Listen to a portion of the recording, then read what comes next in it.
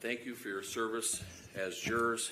We definitely appreciate you being here, serving on the jury, because a jury is an integral part of the court process. Without you jurors, our court system simply couldn't function. The lawyers couldn't do their job, and the court couldn't do its job. So we appreciate your time, your attention to detail, and your anticipated focus over the next several days that you're going to put into this very serious case. Now, in this case, the state of Wisconsin, through the Brown County District Attorney's Office, has the complete burden of proof. The state must prove to all of you jurors, beyond a reasonable doubt, each and every element of the crimes charged beyond a reasonable doubt. The United States Constitution presumes that every person who is accused of a crime is presumed to be innocent. And in this case, Taylor Schabusiness is presumed to be innocent. She doesn't have to prove anything. The defense does not have to prove anything in this case. Why? Because the complete burden of proof rests with the District Attorney's Office, with the state of Wisconsin. They have to prove up all the facts. And in this case, you're going to hear a lot of different facts. You're going to hear a lot of different accounts from witnesses, citizen witnesses, detectives, police officers, experts, DNA analysts, medical examiners, all of that. You're going to have to take all of that information into consideration when you deliberate. But the entire burden rests with the state in this case. My client, Taylor Denise Schabusiness, also has an absolute right to remain silent. Under the law, she has a right not to testify if she so chooses, and if she elects not to testify, you cannot use that fact alone against her in this trial. She doesn't have to testify, but she may testify. In this particular case, ladies and gentlemen, Taylor Denise Schabusiness was friends with Shad. They went to high school together. They went to school at Bayport, and they had classes together. And they were, when they were younger, they dated for a short period of time. But basically, they were friends. You're going to hear some testimony on, it was a Wednesday, February 23rd of 2022. You're going to hear, I believe, a 911 tape. You're going to hear testimony from Tara Pakinich and Stephen Hendricks. They live at 829 Stony Brook Lane in Green Bay. There was a call from Mr. Hendricks that he apparently went downstairs in the basement and saw a bucket, saw a human head in the bucket, and he had checked it out because his significant other, Tara Pakinich, had initially went down there and saw this and had him go check.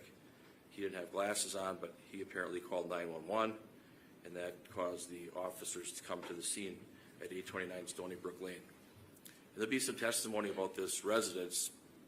It's a small, quaint home. It's got a loft upstairs where I believe Tara Pakinich and Stephen Hendricks were sleeping. Then it has a floor level with kitchen, living area, and then it has a basement. And there will be testimony. We believe that Stephen Hendricks last saw Shad at the house on Monday night, which I believe would have been February 21st of 2022. He will indicate that, both of them will indicate that they really did not see Taylor Schabusiness leave. They heard a vehicle start, a door slam, caused them to wake up. Officer Wanish, you'll hear from him. He came to the house and went down the basement to make some observations. That the officers did a protective sweep. They walked around the basement and the entire house to see if there were any other people there on February 23rd, 2022.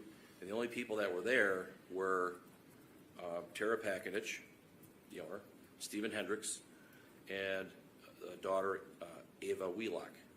Those people were there. No Taylor Schabusiness was there. She wasn't in the basement. She wasn't anywhere in the house.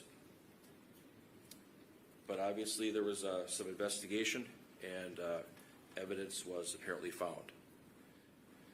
And it's true that law enforcement officers didn't have a clear picture or clear understanding of what was really happening or what happened, and so they're trying to figure things out as they went along. There would be some testimony from other officers with regards to the other scene, which is 2353 Eastman Avenue in Green Bay. That, I submit, was Taylor Schabusiness's apartment, and she lived there with Scott Thoms, Thoms. And law enforcement officers came over there, and my client came out of the apartment complex, and she was arrested. She had a warrant. She was taken into a squad car and taken down to the Green Bay Police Department for questioning by Detective Groff and Detective Kevin Kempf. Also, law enforcement arrested the other person in apartment 1, that was Taylor's apartment, Scott Thoms, and he was ordered to lay on the ground, and he was taken into custody as well. You'll hear from lots of different officers, in this case law enforcement officers. The officers found a gold Chrysler Town and Country minivan, I believe 2006, and they found it parked in the Eastman Avenue parking lot, and there were some concerns about it. Now, this vehicle is owned by Scott Thoms, and I believe that will come out that he was the one that owned that vehicle. But inside that vehicle, there was a crock pot box, and there were some human body parts in there. In this particular case, you'll also hear from Dr. Tranchita. He's the medical examiner, did a lot of investigative work, looking at cause and manner of death of the deceased. So you'll hear about all of his findings. You're also going to hear from Kevin Scott. He's the DNA analyst for the State of Wisconsin Crime Lab, and his testimony, I believe, will show that he took various swabs as part of the DNA analysis, and items were swabbed. There was sweatpants, there were blades, there were light switch, there was boxes, hands, people's mouths, and a dildo, because that was found. The swab of the dildo, he will testify, I believe, that the possible contribution of DNA from Shad Thyrion as it relates to the dildo is inconclusive due to the complexity of the mixture. So the state is going to argue that there was a sexual assault by use of the dildo, and the deceased DNA is not on it. So that's something you'll have to take into consideration. You're going to hear from Sergeant Kurt Brester from the Green Bay Police Department. He was dispatched to 829 Stony Brook Lane regarding a suspicious situation on February 23rd, 2022. And that he conferred with Officer Wanish outside, that he had contact with Tara Pakinich and Stephen Hendricks, and that he did a protective sweep of the residence, and they didn't find anybody else other than Ava Wheelock, who was the young lady, she's 16, sleeping in a bedroom.